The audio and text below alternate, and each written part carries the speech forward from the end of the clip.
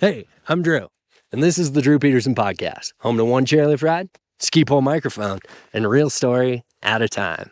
This chairlift chat is with Chris Davenport, an absolutely legendary big mountain skier and one of my biggest childhood heroes. Now, Dav's resume is absolutely ridiculous, spanning from winning the World Extreme Skiing Championships in 1996 through his film career, skiing first descents all over the world, skiing Everest, to authoring a little book you might have heard of, the 50 Classic Ski Descents of North America. And all of that landed him in the U.S. Ski and Snowboard Hall of Fame.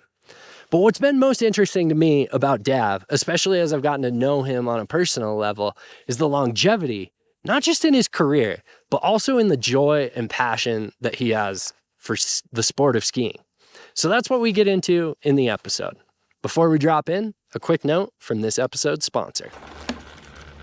You know when you find that ski and everything's dialed and you think to yourself, nothing about this needs changing?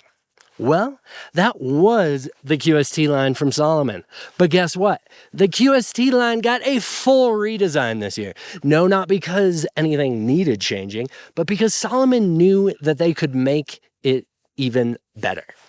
They knew that they could make it more playful, more versatile, and more consistent across the board. Personally, I've been skiing the QST 106 for the past 8 years, ever since I joined Salomon. It's been one of my favorite skis, and this redesign made it even better. So if you're thinking about some new skis, click the link in the show notes, the newsletter, or on my website. I know it's an extra step, but clicking that link helps to support me, and it proves the value of this podcast to Salomon, and that makes it so that I can keep doing this whole thing. All right, let's raise the bar, keep your tips up, and drop in.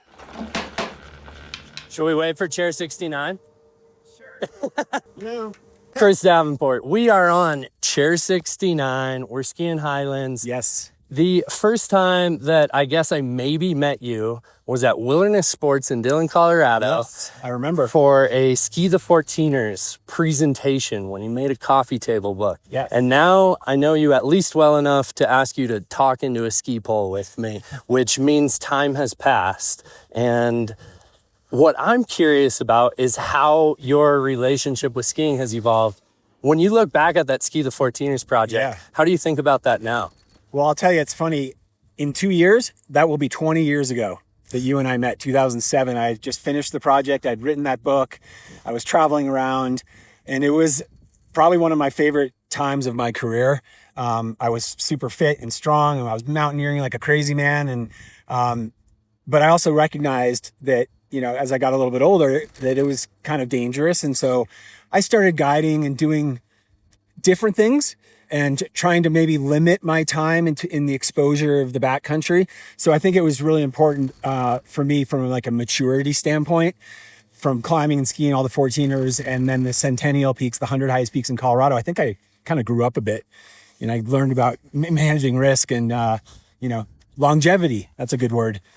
Well, I think 20 years will make both of us grow up a bit. Yeah. I think that longevity is pretty unique in how long your ski career has lasted. And now, I think that it's not as publicly seen, but the work that you do ski guiding and taking clients all over the world is really cool. What inspired that and what makes that so fun and fulfilling now? Yeah, so I think I'm a big believer in the different phases of skiing. So what you do as a little kid might be different than what you do as a teenager or a young adult. And, then I got married and had kids and I'm skiing with them or just different phases, but there's always joy. It always puts a smile on your face. And I had a long competitive career in skiing. I had a long filming career. I've had a long ski mountaineering career. But the thing I love about guiding and putting together ski trips and ski tours for people is I can be pushing other people's limits, but I'm still well within my own. And that feels like a very safe space.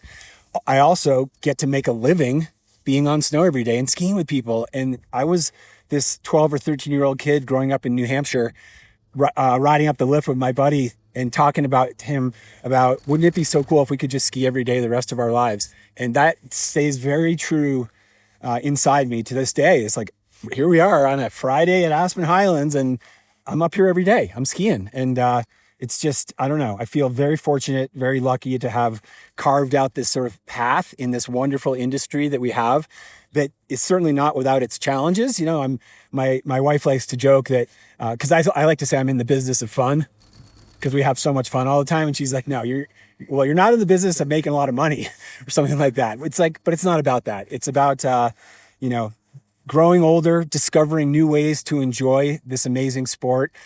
Travel has always been a big part of it for me. And I've, you know, gotten to ski on all 7 continents with clients, and, that aspect of getting to go around the world and using skiing as like this travel passport, I think is really cool.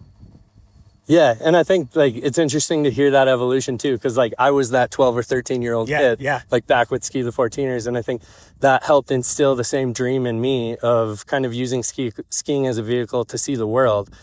What is it that you find in the fulfillment of others that is different than the fulfillment for yourself? I think it's kind of the same. I mean, I mentioned a little earlier the joy of skiing and the challenge, like the physical challenge, you know, getting fit at the beginning of the ski season so that you can set some goals for yourself and, you know, ski 100 days or more, or whatever it is. So I'll tell you the thing that makes me the happiest is at the end of a ski week with a group when they're like, that's the best ski vacation we've ever had. That's when I'm like, yes, I'm doing it right. You know, it's spreading joy, creating experiences that these people might not get on their own, helping them not only become better skiers physically, like the actual skills of skiing, but helping them be more fluent with all the other things about being in the mountains, understanding snow and understanding weather and learning how to go up a boot pack or go out a traverse or all these things that people like you and I might take for granted because we do that a lot. But for some people, it's really hard. So it's like building these different skill sets so that they all become a more complete skier. And yeah, like I said, at the end of the week, they have a big smile on their face. Well, separating the fulfillment of others, Yeah. for fulfillment for yourself, where do you get most excited to go ski now? I love right here, our backyard in the Elk Mountains in central Colorado.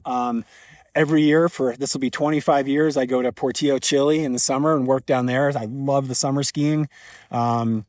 The most exotic trip that's become one of my favorites over the last 15 years is Antarctica. So we take a small cruise ship and go ski touring in Antarctica every fall. Springtime in the Alps. So like the month of March in the Alps, whether it's France, Germany, or Austria, Italy, Switzerland, is amazing. I just got back from there last week.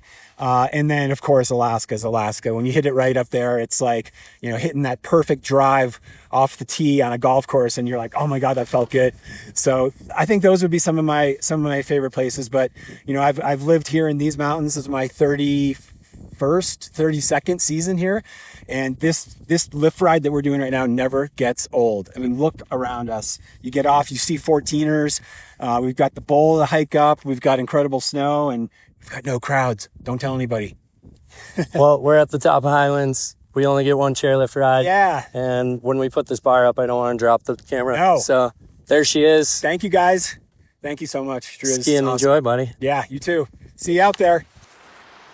Thanks to Dav for joining me for a chairlift chat, and of course, for a lifetime of inspiration. My greatest personal takeaway from that was that the beauty and wonder in chasing a childhood dream never has to end. You can follow Dav on Instagram at Steep Skiing, and you can also hit him up to hire him as your ski guide, whether that be all over the world or right here in Aspen. Thanks to this episode's sponsor. You can always check out all of the sponsors of the show and any discounts that they may be offering to you as a listener via my Substack or my website. I really appreciate you being here, especially with these early episodes. It feels so good to be getting this out into the world. And if you want to continue following along and continue checking out what I'm creating here, my Instagram is @DrewPeterski. You can subscribe to the newsletter via my Substack and also follow and subscribe the show wherever you listen to or watch your podcasts. That's it for this ride. Thanks for listening to the Drew Petersen podcast. Until next run, keep your tips up. Ski and enjoy, my friends. Dude, I nailed the spiel. Whoa!